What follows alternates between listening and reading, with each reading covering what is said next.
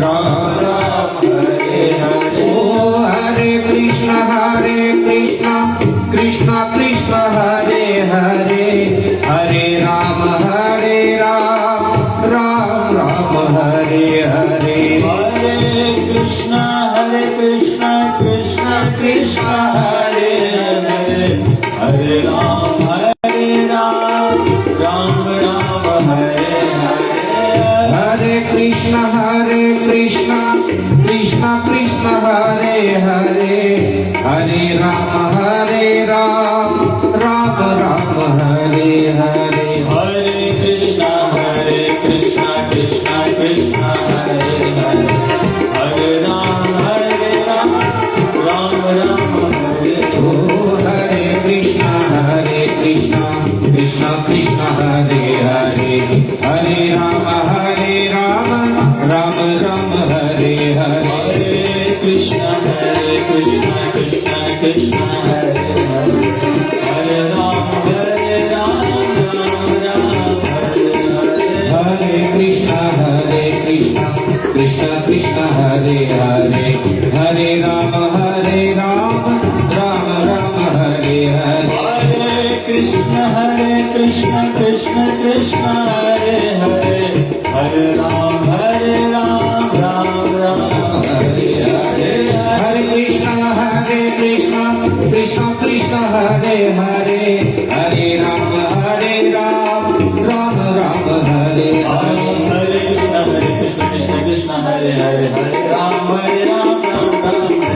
हरे कृष्ण कृष्ण कृष्ण हरे हरे, हरे राम राम हरे हरे। हरे कृष्ण कृष्ण कृष्ण हरे हरे, हरे राम राम हरे हरे। हरे कृष्ण कृष्ण कृष्ण हरे हरे, हरे राम राम हरे हरे। हरे कृष्ण कृष्ण कृष्ण हरे हरे, हरे राम राम हरे हरे। हरे कृष्ण कृष्ण कृष्ण हरे हरे, हरे राम राम हरे हरे।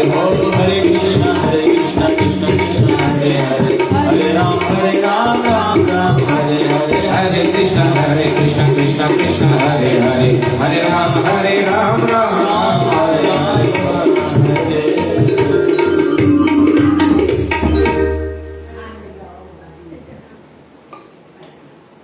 ओम ज्ञानान्धस्य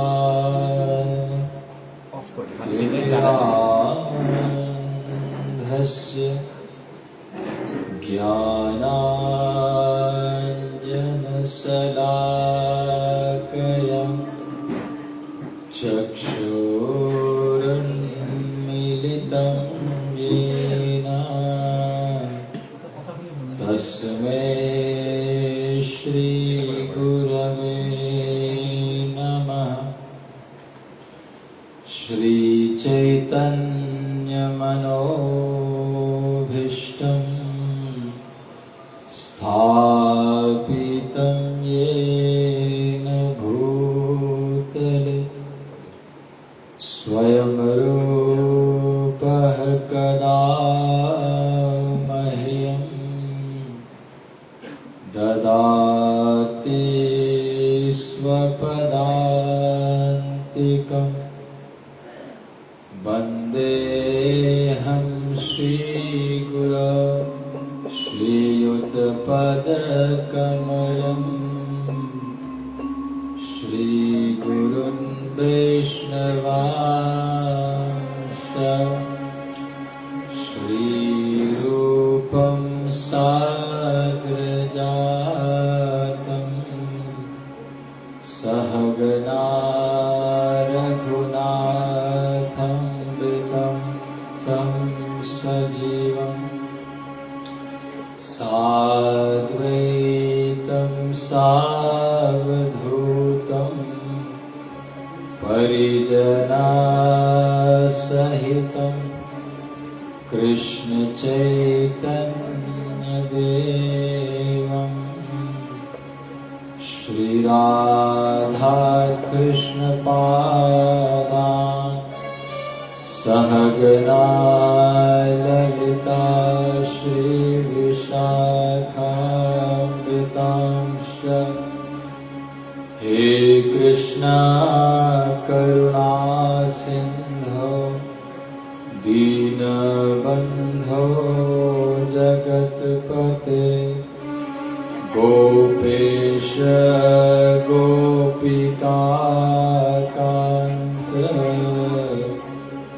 श्री राधाकान्त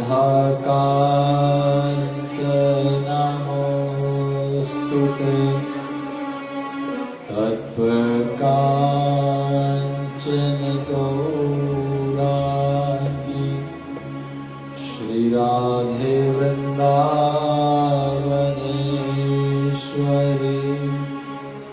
वृषभानुसुते देवी प्रणमामि हरिप्रिये वाञ्छाकल्पतरुभ्यश्च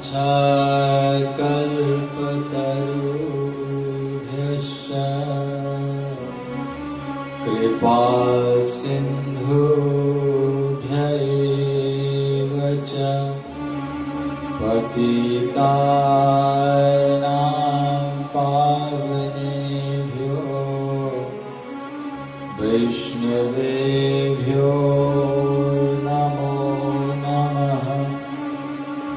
नमो विष्णुपादाय कृष्णपृष्ठाय भूतले श्रीमते भक्तिवेदान्त स्वामिनिति नामिने नमस्ते सरस्वती देवे गौरवाणी प्रचारिणे निर्विशेष शून्यवादी पाश्चात्य देशतारिणे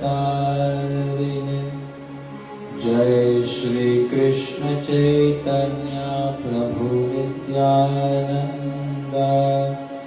श्री अद्वैत गदाधर श्रीवासादि गौर भक्तवृंद हरे कृष्णा कृष्ण कृष्ण हरे हरे हरे राम राम राम हरे हरे।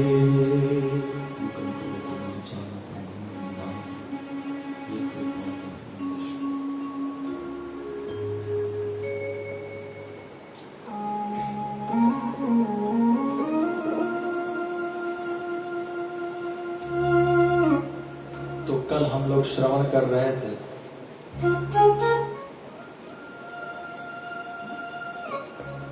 सुखदेव गोस्वामी पधारे हैं, यहाँ भी पधारे हैं, दर्शन कर लीजिए। तो सुखदेव गोस्वामी आ चुके हैं।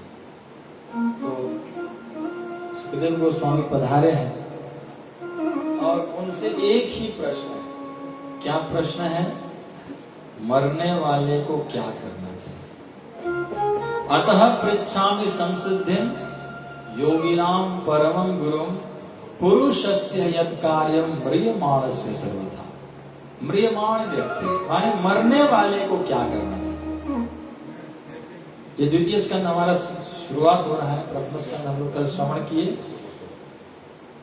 तो मरने वाले हम सभी हैं, है ना?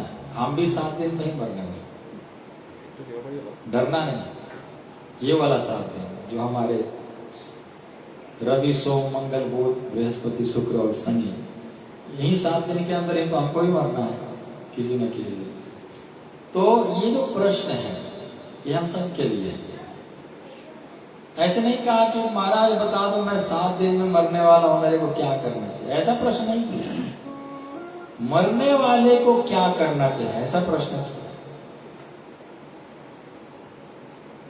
इस प्रश्न को सुन करके सुखदेव गोस्वामी बहुत प्रसन्न हुए।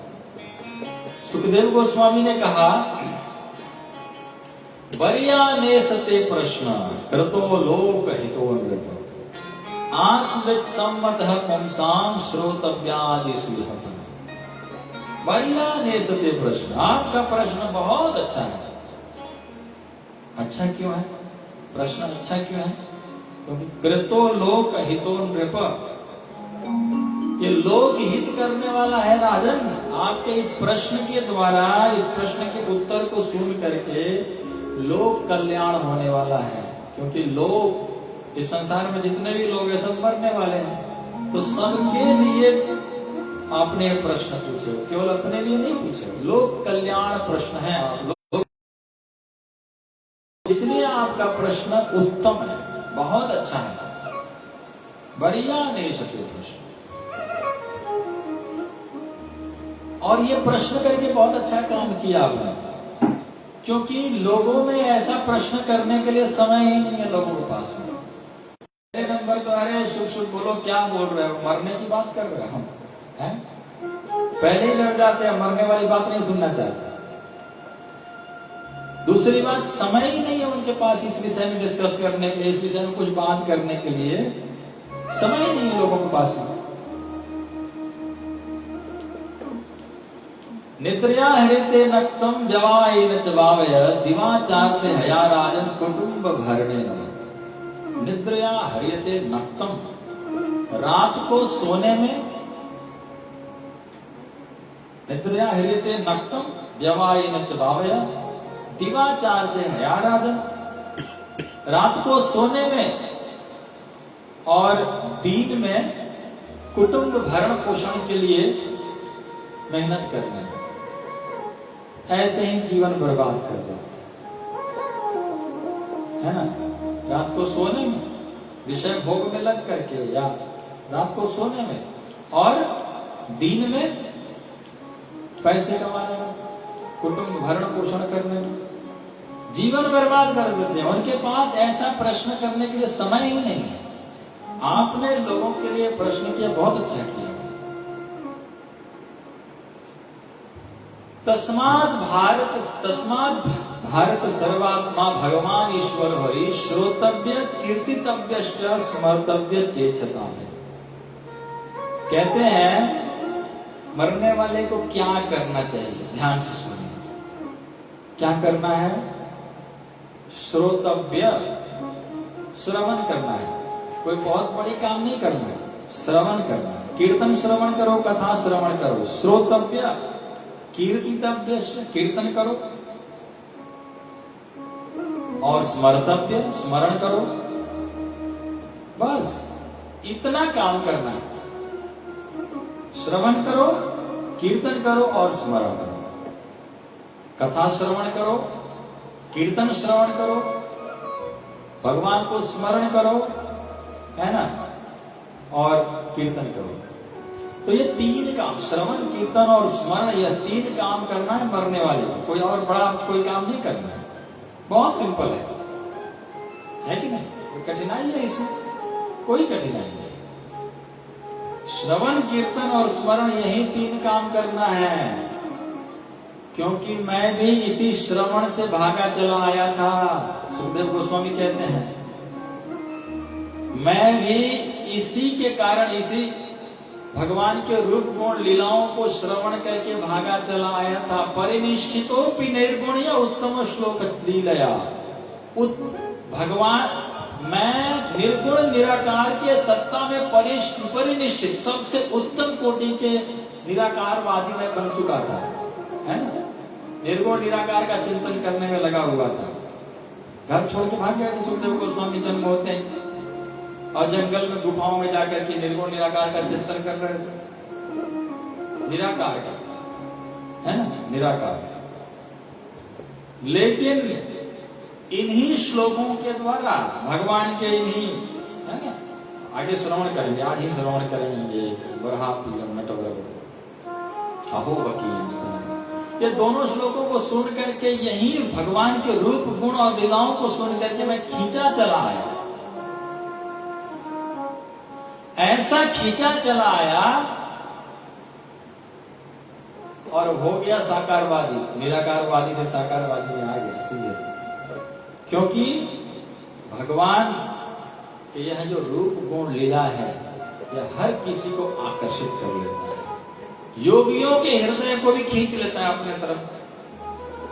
भगवान को दर्शन करते ही जो जंगलों में ऋषि मुनि लोग जो तप कर रहे थे, भगवान राम को जैसे ही दर्शन करते थे तो उनका मन खींचा चला जाता। बोलते हम योगी लोग हैं, ये राजकुमार को देख करके मेरा मन, हमारा मन क्यों खींचा जा रहा है? वो भी जेंट्स है, ये भी जेंट्स है, खींचा जा रहा है मन।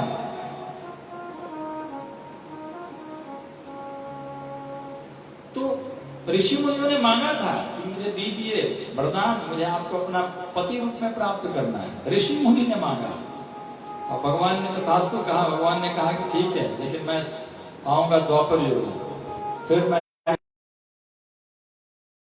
ऋषि मुनि लोग जो थे, दंडकारण्य के ऋषि मुनि जो, वही लोग गोपी बने थे, कोई सामान्य साधारण कोई स्त्री नहीं थे। तो परिनिष्ठितोपि निर्गुण्या उत्तम श्लोक गृहीत चेता राजर्ष आख्यान, भगवान को खींच ले जाता है। इसलिए रूप गुण लीलाओं में लग जाओ, श्रवण कीर्तन और स्मरण में।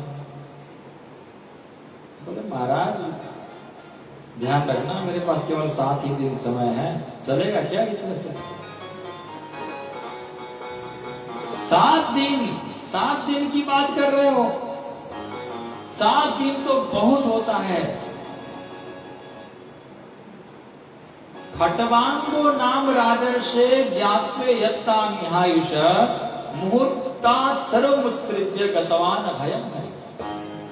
खट्वांग नाम के राजा, केवल पता चला कि अब एक मुहूर्त केवल रह गया है उस समय मरने में, केवल एक मुहूर्त समय है।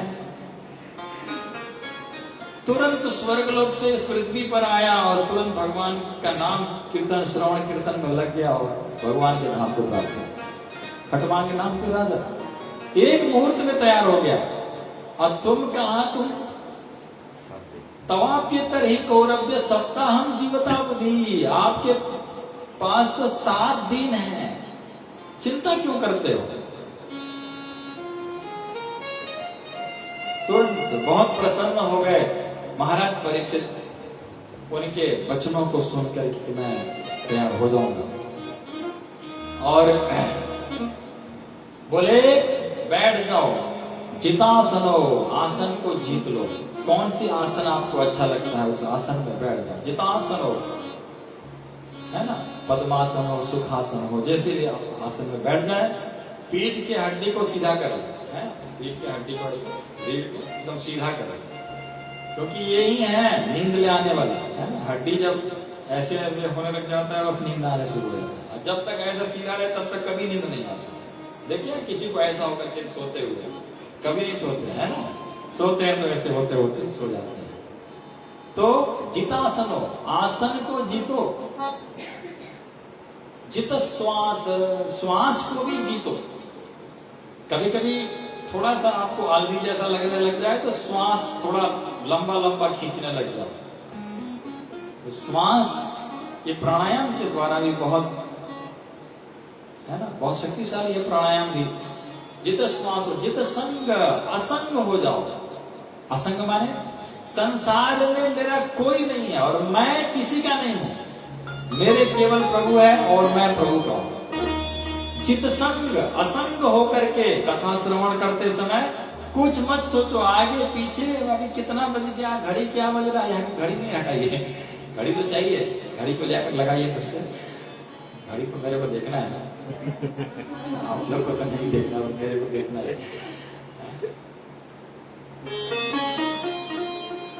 जित संग, जितेंद्रिय, जितेंद्रिय है ना, असंग हो जाइए। और दूसरा, और जितेंद्रिय, इंद्रियों पर विजय प्राप्त करिए। मन कहता है ये करें ना, नहीं करना है।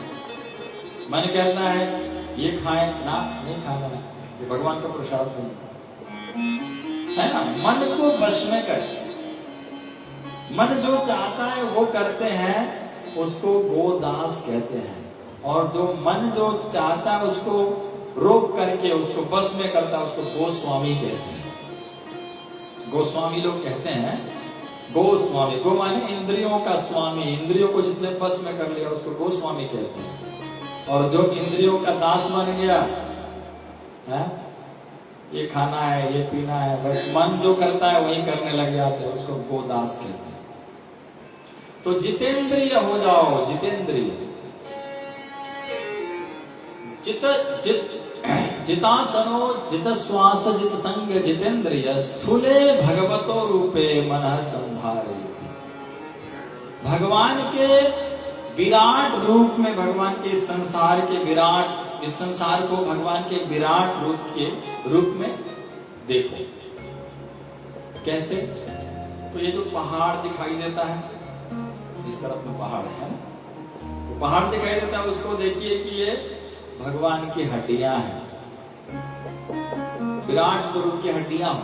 पहाड़ जो है भगवान के विराट स्वरूप की हड्डियां हैं।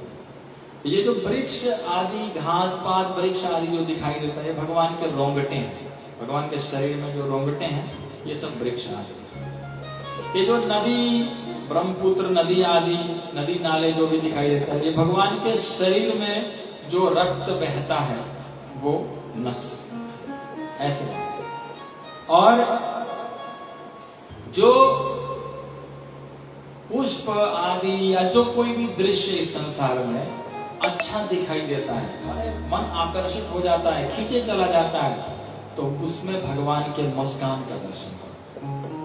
भगवान मुस्कुरा रहे हैं, मेरे को बुला रहे हैं, मेरे तरफ मेरे को आकर्षित कर रहे हैं। तो भगवान के रूप को देखो।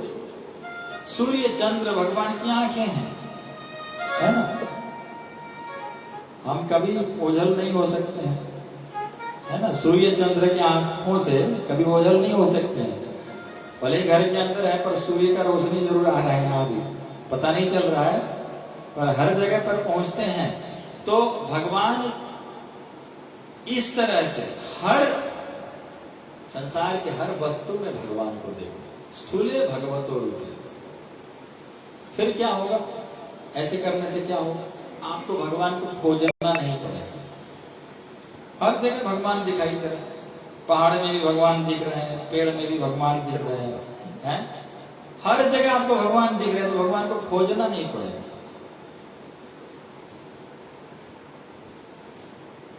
यहाँ तो भगवान नहीं है, यहाँ तो भगवान है ना, ऐसा नहीं। हर जगह कण कण में भगवान है, इस बात को समझ ले। और कहते हैं सत्यांक्षितो किम कशिपु प्रयासे। इस संसार में जो कुछ भी आपके पास है उसी में संतुष्ट रहे।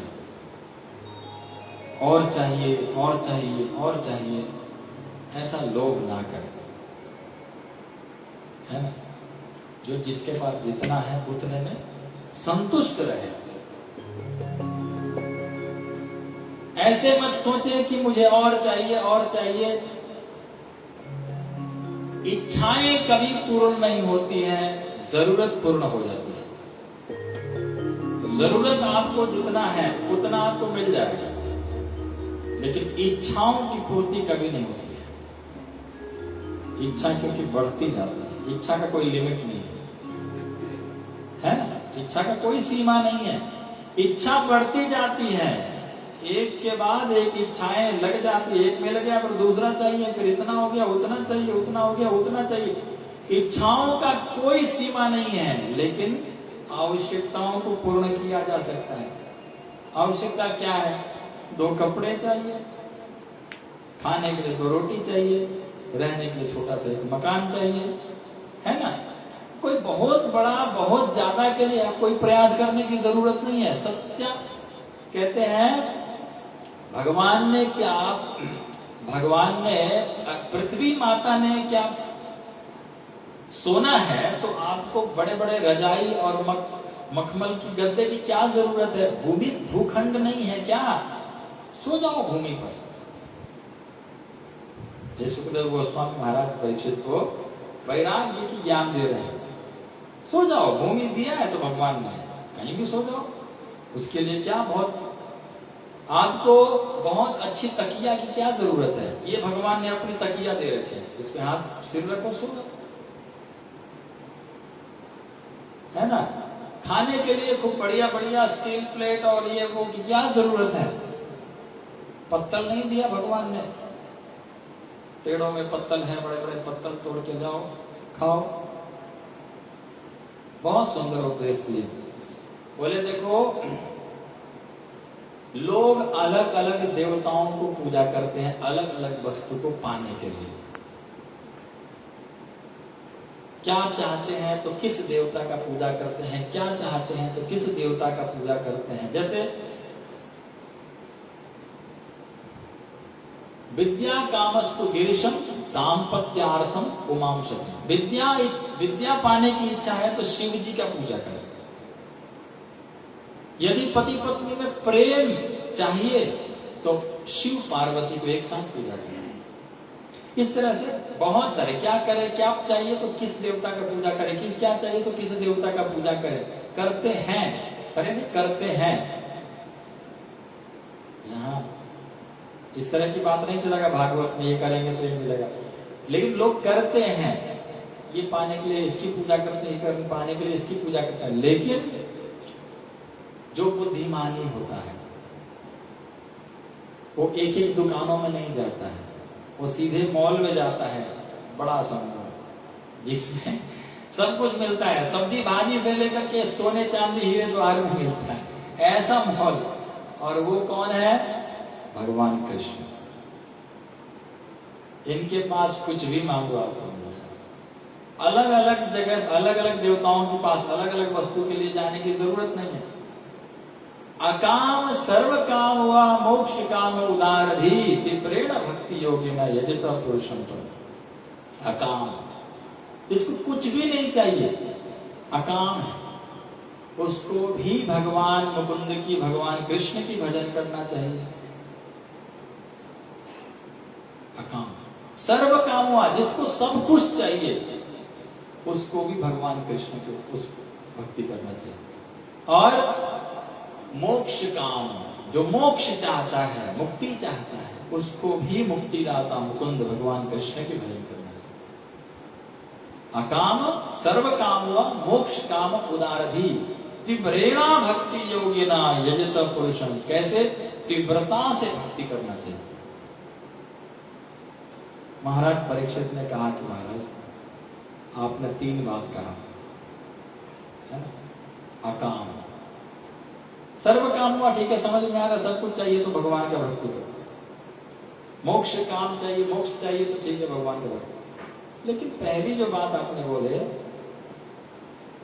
अकाम, जिसको कुछ भी नहीं चाहिए उसको भी भगवान की भक्ति कर देते। फिर क्यों करे? हमको कुछ चाहिए नहीं तो क्यों मेहनत करे भाई? हमको कुछ चाहिए ही नहीं तो हम मेहनत क्यों करें? आराम से सोएंगे ना, क्यों माला घुमाते रहेंगे?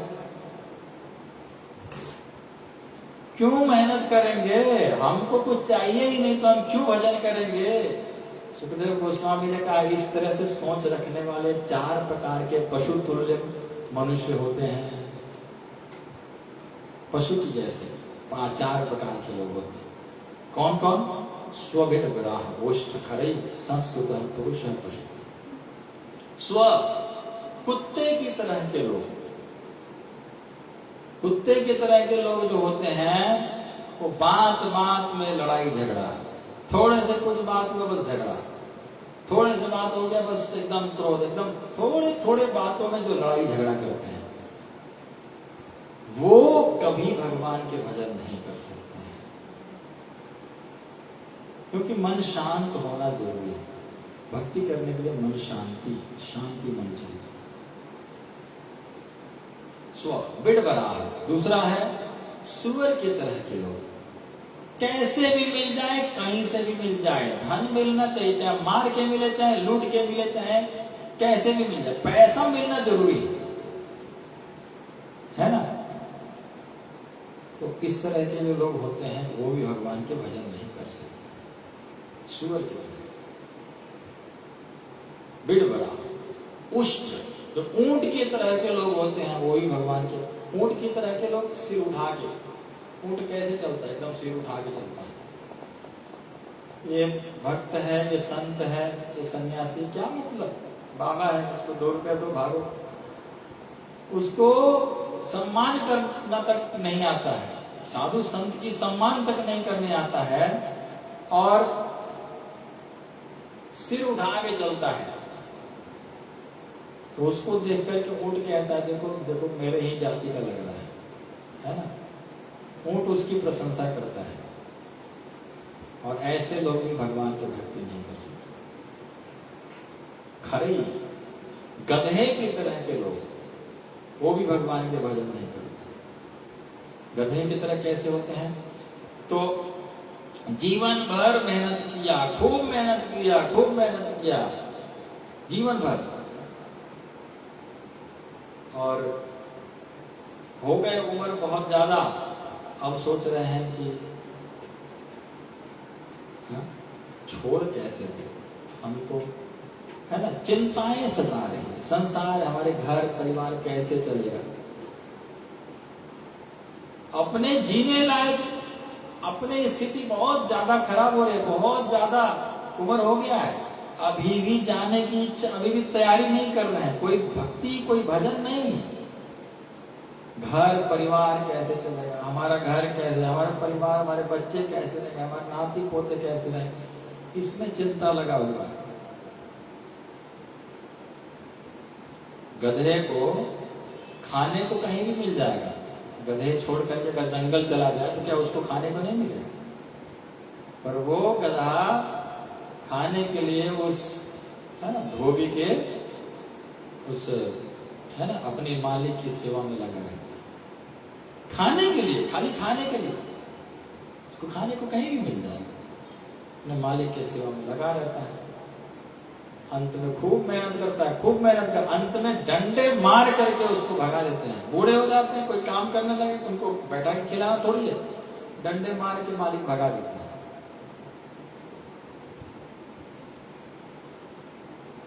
तो जो बहुत ज्यादा घर परिवार में इस तरह से आसक्त है, वो भी भगवान के भजन नहीं कर सकते। निरासक्त होना पड़ेगा, थोड़ा बहुत तो निरासक्त होना ही पड़ेगा, नहीं तो आसक्ति ही बंधन का कारण है। अब बोले बिलेवतो रुक्रम विक्रमान्य नश्चिन्मत कर्ण पुटेन रस्य जिह्वा सती दादुर्केव सुत नचोपगायन तिरुगाय गाथा। जो आंखें भगवान का दर्शन नहीं करता है, वो आंख मोरपंख की आंख की तरह है, किसी काम का नहीं, दिखाई थोड़ी देती, मोरपंख की आंख है ना। जो जीवा भगवान की कथा नहीं करता है, भगवान के नाम उच्चारण नहीं करता है, भगवान का कीर्तन नहीं करता है, वो जीवा मेढक के टरटराने जैसा है। मेढक टर टर करता है और क्या होता है, सर समझ जाता है, हाँ मेरा आहार मेरे को बुला रहा है ना, और वो आता है तब से खा जाता है।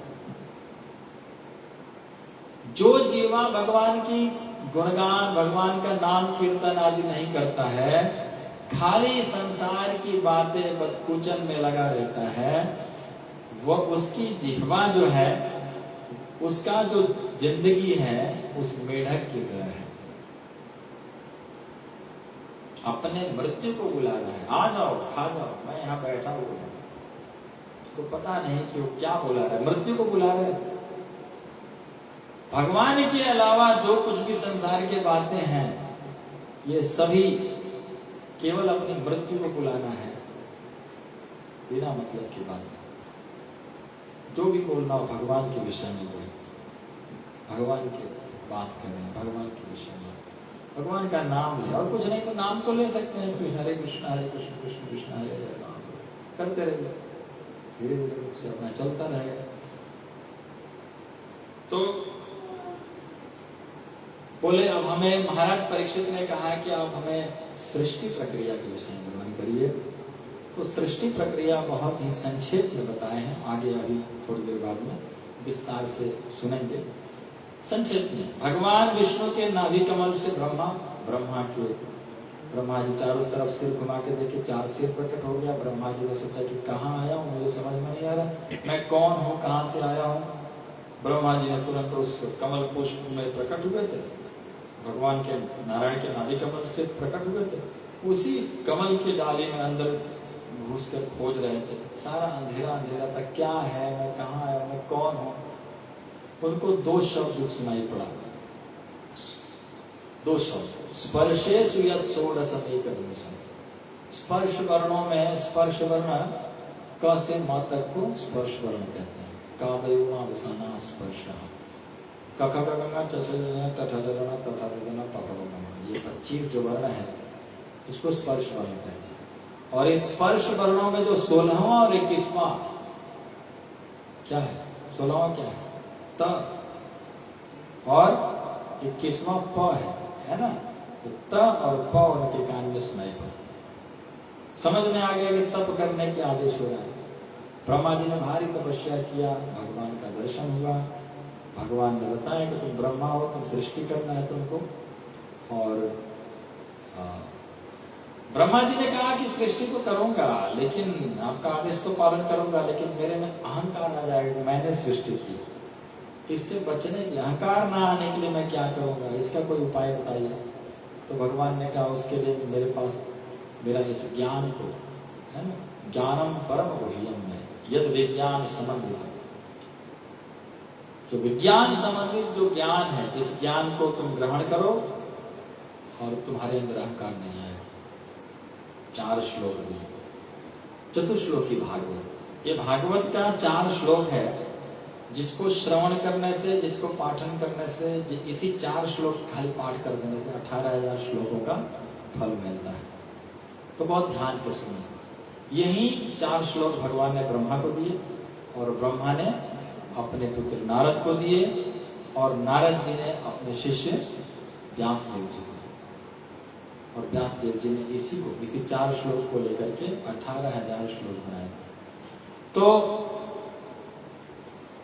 पहला श्लोक है, अहम एवा समेवाग्रे नान्यत यत् सदसत्परम पश्चाद हम यदि तच्च यो वशिष्येत सोस्मे।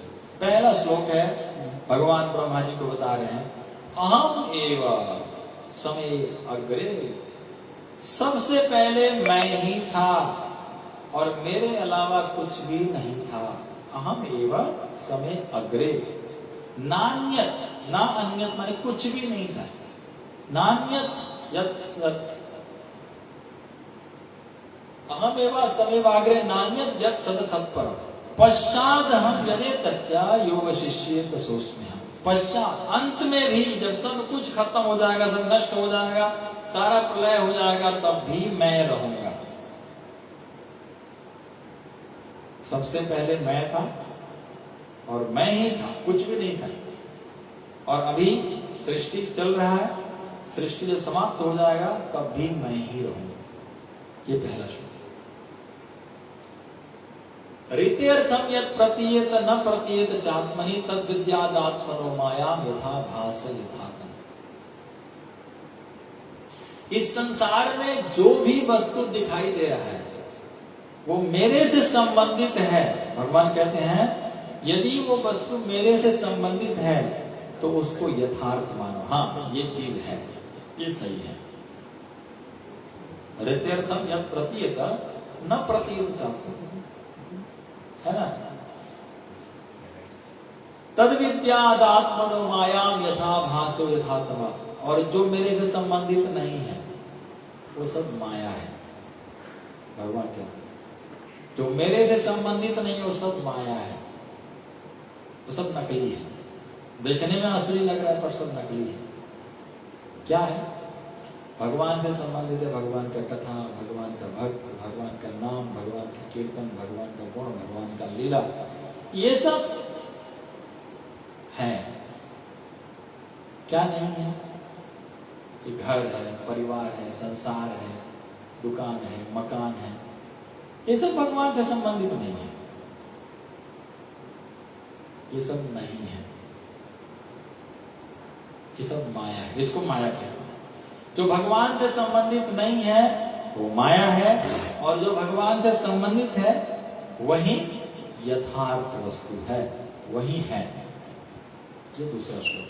तीसरा है यथा महन्ति भूतानि भूतेषु चावतिष्वम् प्रविष्टान्य प्रविष्टानि तथा तेषु न तेषु। जैसे जल, पृथ्वी, वायु, आकाश, अग्नि, ये सभी तत्व हर वस्तु के, हर जीव के अंदर भी है और ये बाहर भी है ना? हमारे अंदर भी जल, पृथ्वी, अग्नि, वायु, आकाश है और बाहर भी है ना? वैसे ही भगवान कहते हैं मेरे को, मैं हर जीव के अंदर भी हूं और बाहर भी हूं। जैसे पंच तत्व हर जीव, हर वस्तु के अंदर भी और बाहर भी, वैसे ही मैं सबके अंदर भी हूं और बाहर भी हूं। कण कण में भगवान है और हर जीव के अंदर भी है। एतावदेव जिज्ञास्यं तत्व जिज्ञासुनात्मना अन्वयाद व्यतिरेकाभ्याम यस्यात् सर्वत्र सर्वदा। एतावदेव जिज्ञास्यं तत्व जिज्ञासुनात्मना। जो व्यक्ति भगवान का खोज, भगवान के खोज में लगा हुआ है और भगवान के जो भगवान को पाना चाहता है, उसको सर्वत्र और सर्वदा, हर समय और हर जगह पर मेरे को खोजते रहना चाहिए, लगा रहना चाहिए।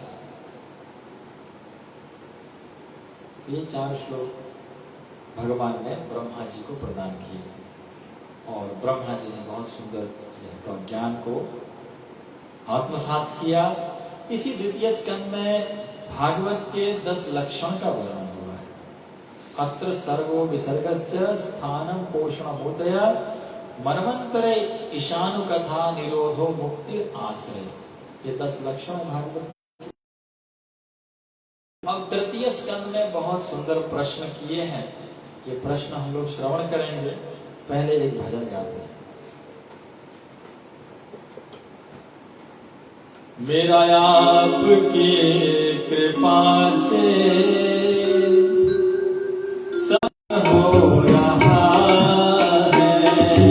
मेरा आपकी कृपा से सब काम हो रहा है। करते हो तुम कन्हैया, मेरा नाम हो रहा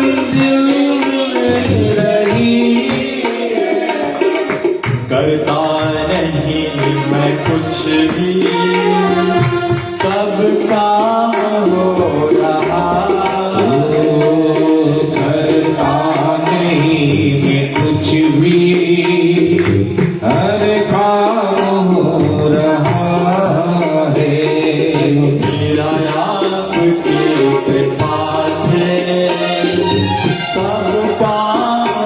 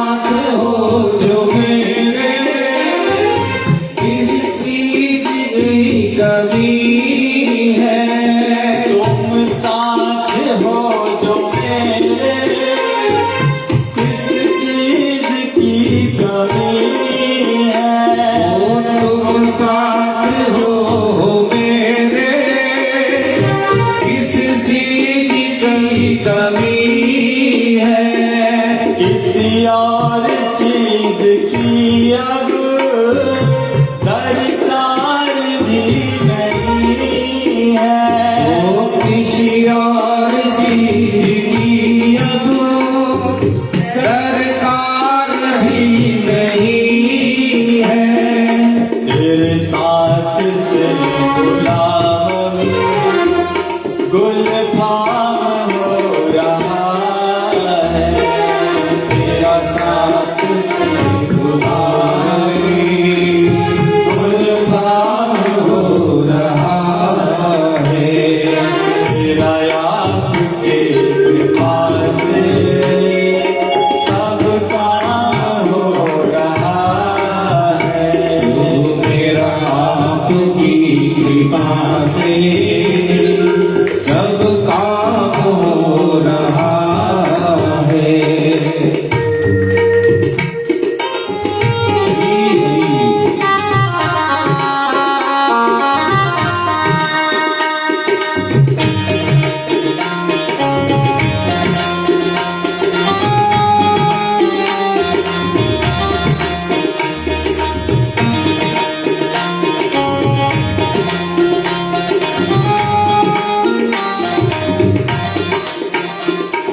मैं तो नहीं हूँ काबिल तेरा पार कैसे पाऊँ।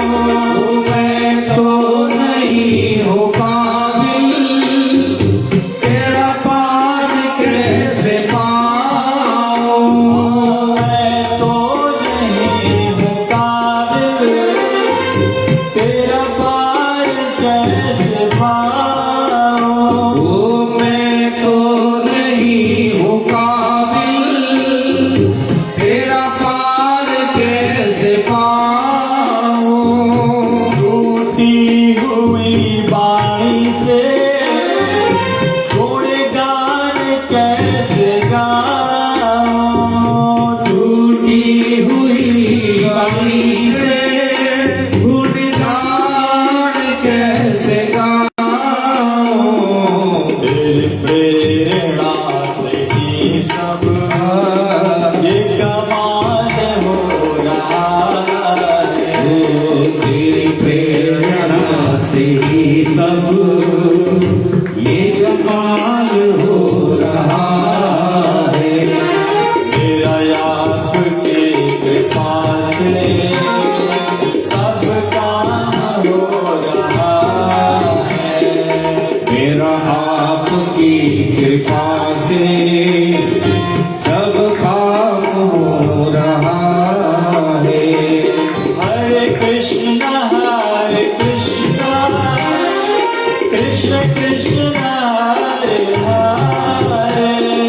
हरे राम राम राम हरे हरे। ओ हरे कृष्ण कृष्ण कृष्ण हरे हरे। हरे राम राम राम हरे हरे। हरे कृष्ण कृष्ण कृष्ण हरे हरे। हरे राम राम राम हरे हरे। हरे कृष्ण कृष्ण हरे हरे। हरे राम राम राम हरे हरे। हरे कृष्ण कृष्ण कृष्ण हरे हरे। हरे राम राम राम हरे हरे। हरे कृष्ण कृष्ण कृष्ण हरे हरे। हरे राम राम राम हरे हरे। हरे कृष्ण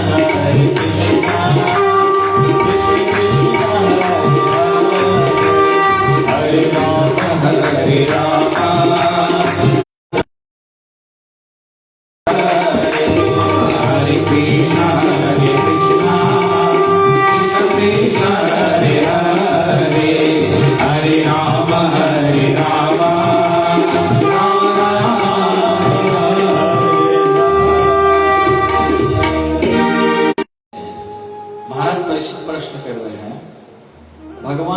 रिझते कैसे?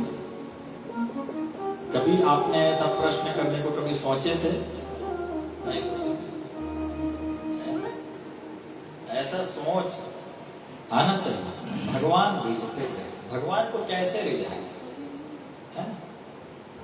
भगवान को कैसे रिझाए? तो बोले भगवान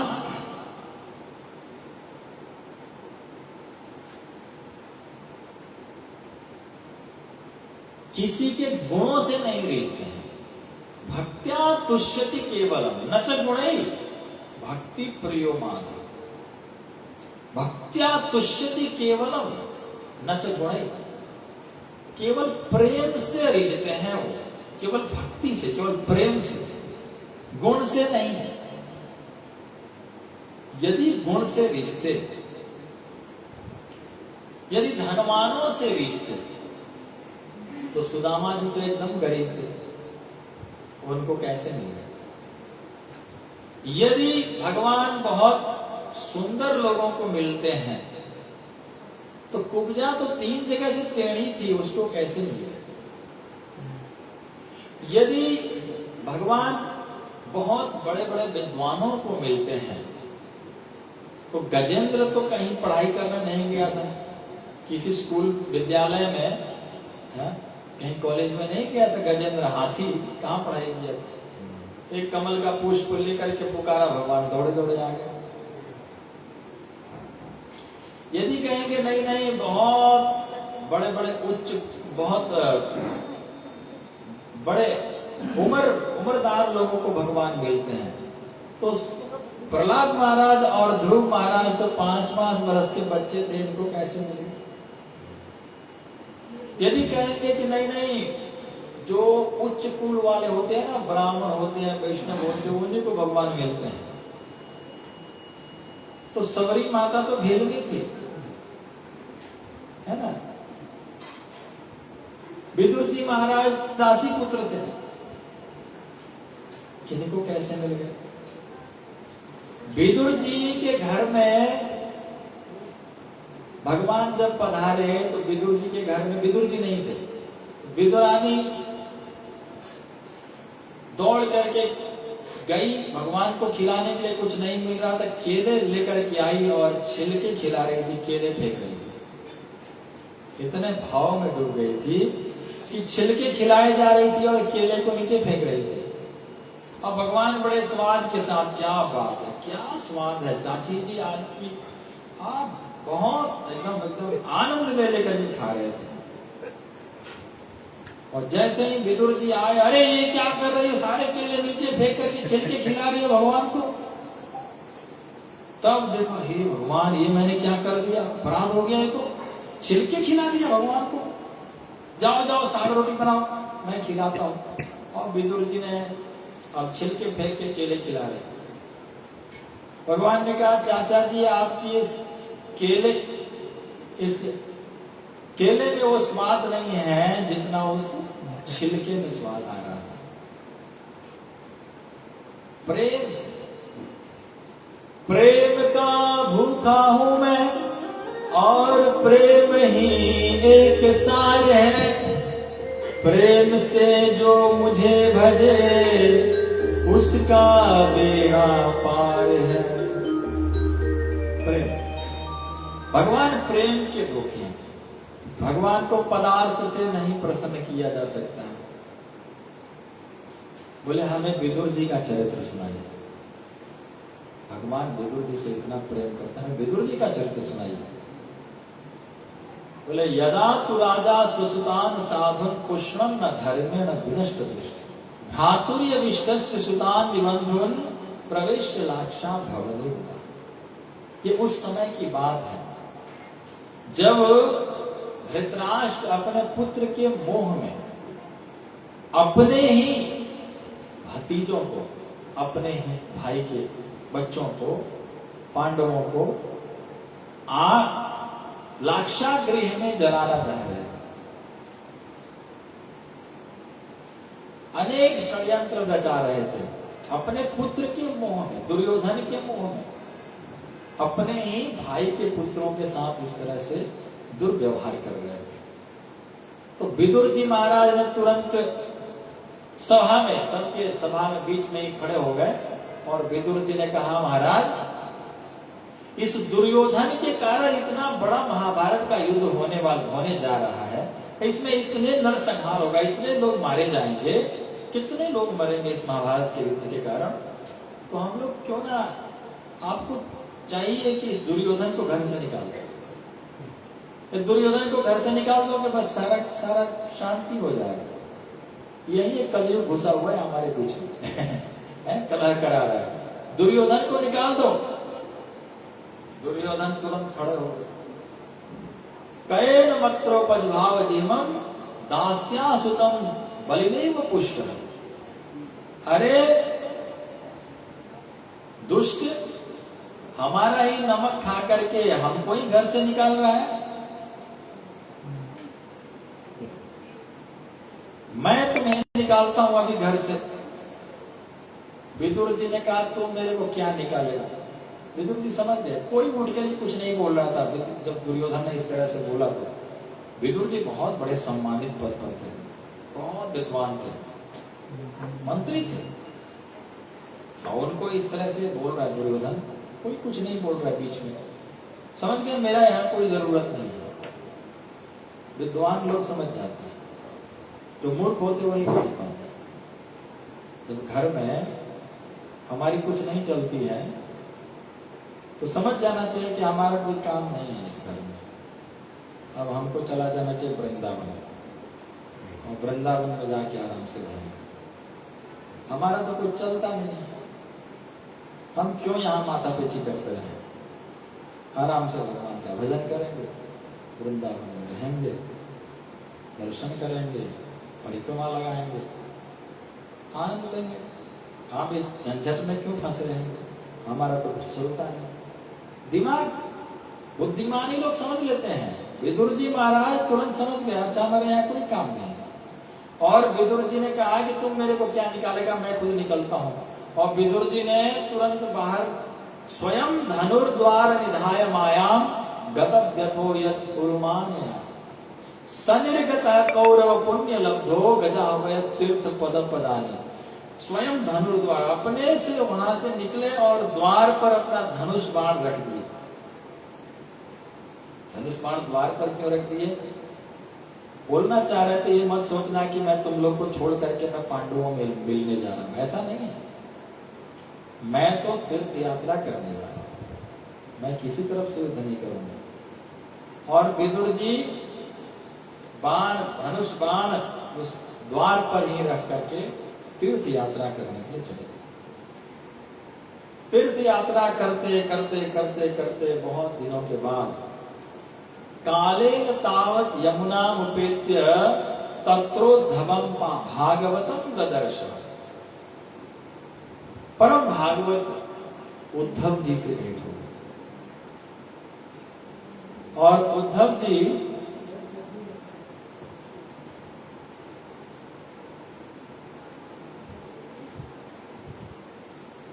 ये वाली फैन। तो उद्धव जी भागवतम, बहुत बड़ा भागवत है उद्धव जी। उद्धव जी से भेंट हो गया विदुर जी का। विदुर जी ने पूछा, बताओ क्या हुआ उस महाभारत का जो होने वाला था, महाभारत में कौन बचे, क्या हुआ। अरे आपको पता तक नहीं, महाभारत हो चुका है। महाभारत में सारे के सारे कौरव मारे गए, पांडव विजयी हुए, और सारे बात सुनाए। बोले हमारे प्रभु कैसे हैं, हमारे द्वारिकाधीश हमारे प्रभु कैसे हैं।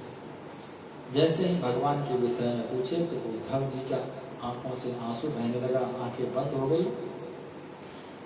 सनिर्गत सनकैर भगवन् लोकान् नृलोक पुनरागत। भगवान के लोक में चले गए, कुछ समय के लिए कुछ बोल तक नहीं पा रहे थे। और फिर थोड़ी देर बाद में उन्होंने कहा कि जो भगवान हमारे साथ में रहे, हम समझे नहीं भगवान है क्या है, उनको समझ नहीं पाए, वो हमको छोड़ के चले गए। जैसे चंद्रमा है ना, समुद्र के अंदर था। तो मछलियां सब सोच रही थी कि ये हमारे जैसे मछली है जो चमक रहा है। जब समुद्र मंथन हुआ, उसमें से चंद्रमा जब निकला, तब आकाश में लहराया, तब जाके मछलियां देख देख उछलती है कि हमारे मित्र देखो, हमारे साथ में रहता था, आज देखो आकाश में है। बाद में समझ में आया, वैसे ही हमारे प्रभु हमारे साथ रहे, हमको समझ में नहीं आया, आज वो हमको छोड़ के चले गए। और कितना सुंदर थे भगवान, कितना सुंदर। उद्धव जी महाराज कह रहे हैं, उनके शरीर में आभूषण लगाने से उनकी सुंदरता नहीं बढ़ती थी। उनके शरीर में आभूषण लगाने से उस आभूषण की सुंदरता बढ़ती। उनको तो कीचड़ में भी लिपटे रहे, गोबर भी लगा हुआ हो तो भी सुंदर।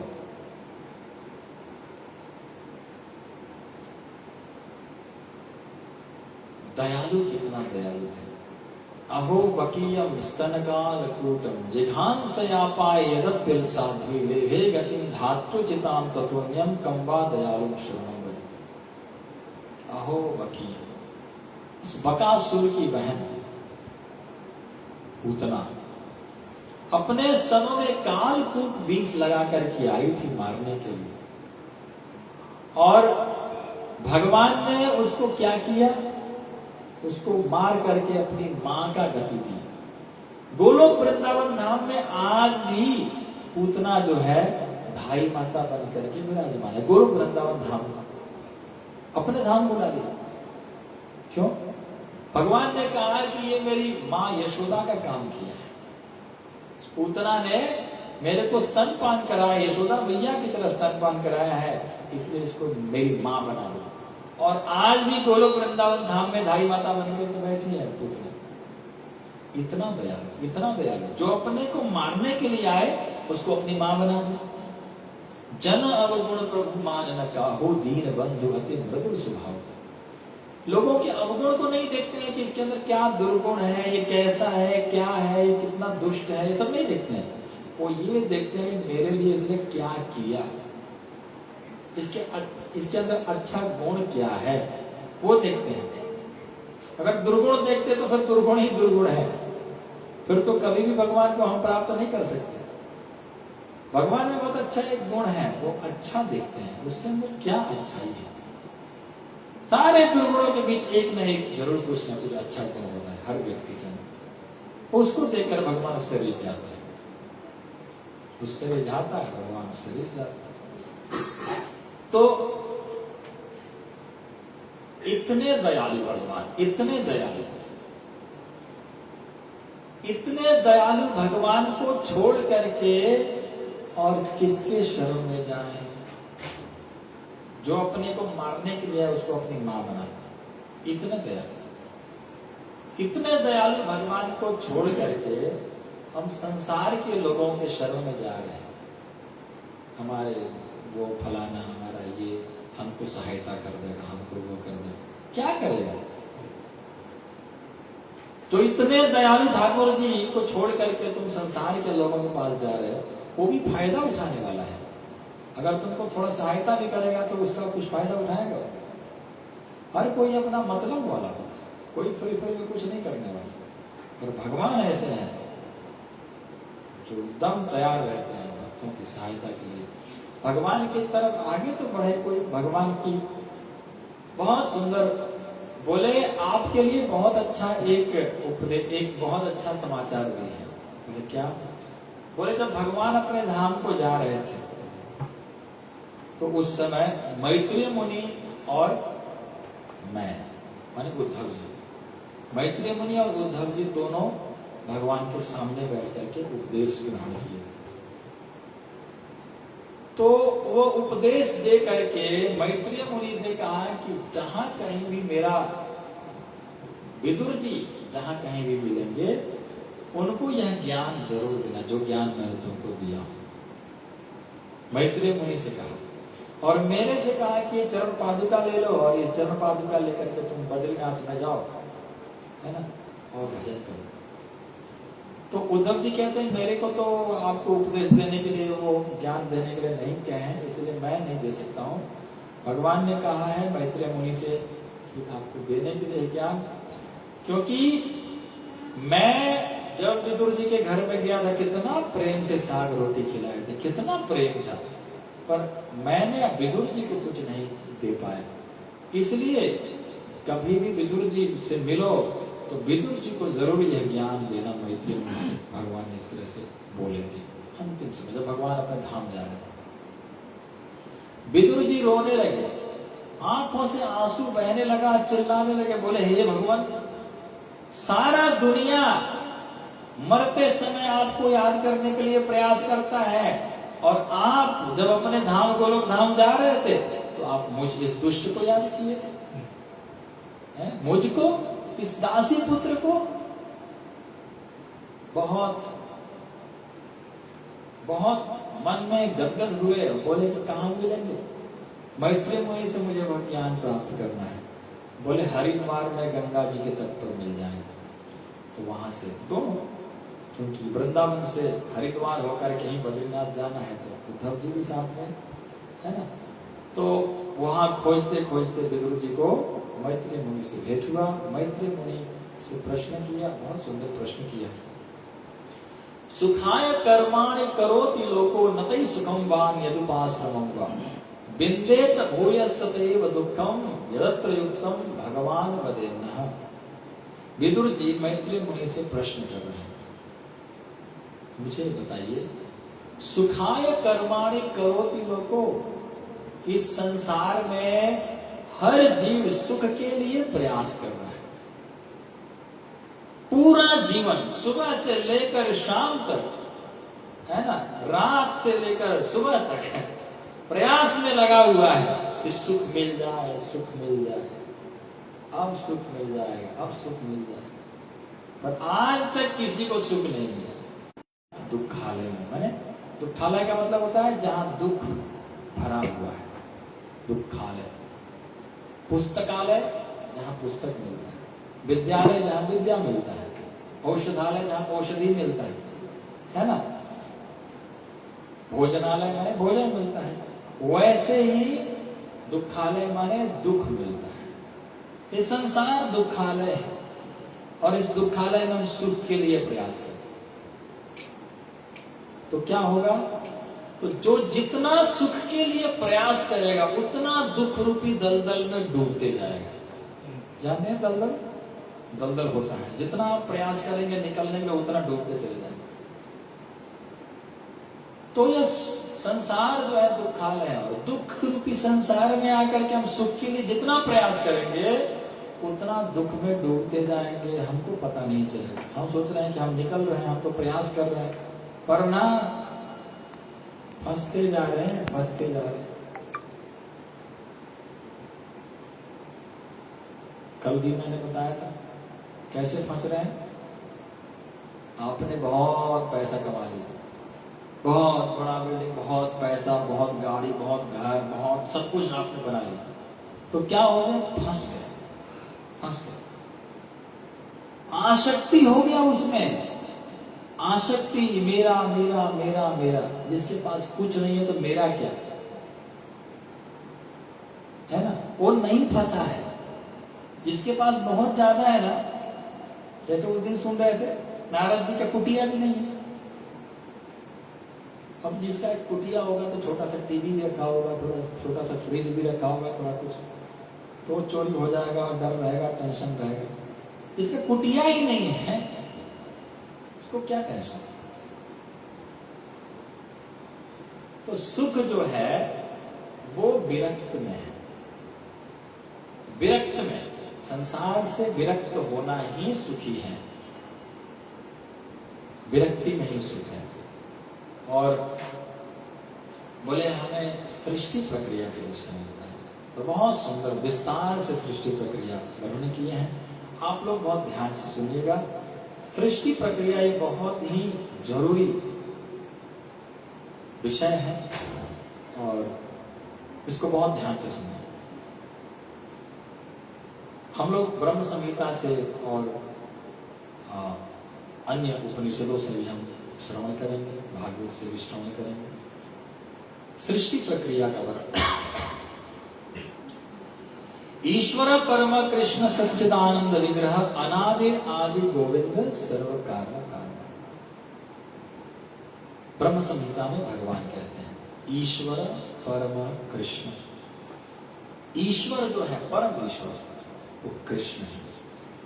सच्चिदानंद विग्रह, सच्चित और आनंद स्वरूप है ना। हम लोग सुने थे पहले दिन सच्चिदानंद विग्रह। अनादि आदि गोविंद, ऐसा गोविंद है जिसका न शुरू है न अंत है। सर्व कारण कारण, समस्त कारणों के कारण है, ऐसे गोविंद है जिसका शुरू भी नहीं है, कभी जन्म नहीं हुआ है और ना कभी मरेंगे। भगवान कृष्ण का शुरू भी नहीं है और अंत भी नहीं है। ये जो भी भगवान का यहाँ जन्म सुनते हैं मथुरा में कंस के दिल, ये सब भगवान लीला करने के लिए यहाँ आए थे। गोलोक वृंदावन धाम में नित्य निवास करते हैं, उनका कोई जन्म नहीं है। अवतरण हुए थे, अवतार लिए थे, आए थे इस संसार में, लेकिन उनका कभी जन्म नहीं होता है।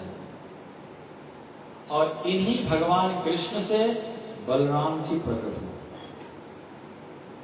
बलराम जी से चतुर्व्यूह, वासुदेव, संकर्षण, प्रद्युम्न और अनिरुद्ध। उसमें से जो वासुदेव है, वासुदेव से 3 विष्णु प्रकट हुए। विष्णोस्तु त्रिरूपाणि पुरुषाख्यान्यतो विदु, विष्णोस्तु त्रिरूपाणि। 3 विष्णु का प्राकट्य हुआ। पुरुषाख्यान्यतो विदु, इनको पुरुष अवतार कहते हैं। एकम तो महतः सृष्टा, जो पहला जो विष्णु है महाविष्णु, उनसे महतः की सृष्टि होती है, माने ब्रह्मांड प्रकट होते हैं। जब भगवान महाविष्णु एक बार श्वास जब छोड़ते हैं तो ये सारा ब्रह्मांड प्रकट होता है। कहां से? रोम छिद्रों से। जितने रोम छिद्र उतने ब्रह्मांड प्रकट होता है। हम इतने छोटे हैं, हमारे में कितना रोम है हम गिनती नहीं कर सकते हैं। कारणों तक सागर में सो रहे हैं तो सागर में उनका आधा बॉडी पानी में है और आधा ऊपर है, पानी से बाहर है, इतना बड़ा है की सृष्टि हुई। द्वितीय त्वंड संस्थितम, दूसरा जो विष्णु है गर्भोदक्षाई विष्णु, वो हर ब्रह्मांडों में प्रवेश कर जाता है। जितने असंख्य ब्रह्मांड है, असंख्य ब्रह्मांडों में गर्भोदक्षाई विष्णु गर्भोदक सागर में शयन करते हैं। गर्भोदक सागर कैसा है? गर्भोदक सागर में शेषनाग, और शेषनाग के ऊपर भगवान शयन करते, लक्ष्मी माता चरण संवाहन करते। ये असंख्य विष्णु है हर ब्रह्मांडों में, गर्भोदक्षाई विष्णु। और तृतीयम सर्वभूतस्थम तानि ज्ञात्वा विमुच्यते, तीसरा जो विष्णु है वो सभी कण कण में, जीवों के अंदर, चींटी के अंदर, हाथी के अंदर, हर जीव के अंदर और कण कण में निवास करते हैं। वो क्षीरोदक्षाई विष्णु है और क्षीर सागर में भी शयन करते हैं। तो ये 3 विष्णु प्रकट हुए वासुदेव, भगवान वासुदेव से। और इन्हीं 3 विष्णु में जो गर्भोदक्षाई विष्णु, जो गर्भोदक सागर में शयन करते हैं, उन्हीं के नाभि कमल से ब्रह्मा प्रकट हुए। और ब्रह्मा जी ने जब चारों तरफ सिर घुमाकर देखा, 4 सिर प्रकट हो गया, सोचा क्या करना है क्या नहीं करना है, जो अभी अभी सुन रहे थे इससे पहले सृष्टि कर, तो उनको तप, त और प है ना, स्पर्शेषु यत् षोडशमेकं पुरुषं, स्पर्श वर्णों का